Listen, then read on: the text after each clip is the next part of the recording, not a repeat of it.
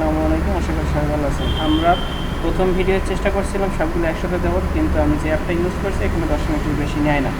তাই আমার বাধ্য হয়ে আরেকটা ভিডিও করতে হয়েছে।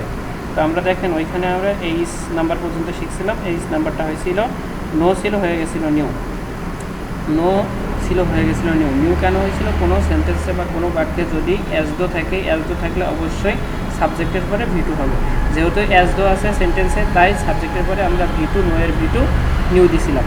আচ্ছা, আমরা এর পরেরটার দিকে যদি তাকাই তাহলে প্লেইং। আচ্ছা, প্লেইংটা আমরা কেন দিলাম? আমরা যদি সেন্টেন্সটার দিকে একটু তাকাই বা সেন্টেন্সটার অর্থর দিকে যদি একটু তাকাই, তাহলে আমরা দেখতে পারবো সেন্টেন্সটার অর্থ এমন যে তারা তাদের শিক্ষকদের পরামর্শ মনোযোগ দিচ্ছে না। এটা হচ্ছে একটা কন্টিনিউয়াস, আর কন্টিনিউয়াস হইলেই ভার্বের সাথে আইএনজি যোগ হবে। তো ভার্বটা ছিল পেলে, পেলের সাথে আমরা আইএনজি দিয়েছি, সেটা হচ্ছে প্লেইং। তাহলে আপনারা এটা আশা করা যায় বুঝতে পারছেন। আচ্ছা, এরপরে সর্বশেষটা হচ্ছে আমরা শুড ফেইল কেন দিলাম? শুড ফেইল কেন দিলাম?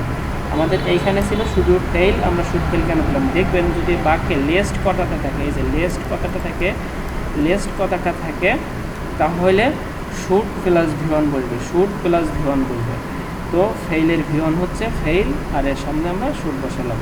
আশা করা যায় আমরা ব্যাখ্যা সহকারে এই যে বোর্ড কোশ্চেনটা সুন্দরভাবে বুঝতে পারছি। আর যারা ইংরেজিতে অনেক দুর্বল আছেন, শুধু পাস করতে চাচ্ছেন, তারা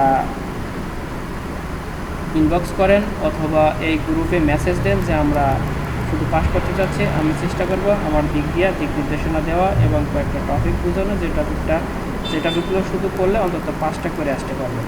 এরপরে অন্য কোনো সাবজেক্টের যদি সহায়তা চান বা কোনো নোট কারোর দরকার হয় তাহলে গ্রুপে অবশ্যই জানাবেন। এবং সবাইকে আবারও ধন্যবাদ জানিয়ে আমি ভিডিও শেষ করছি।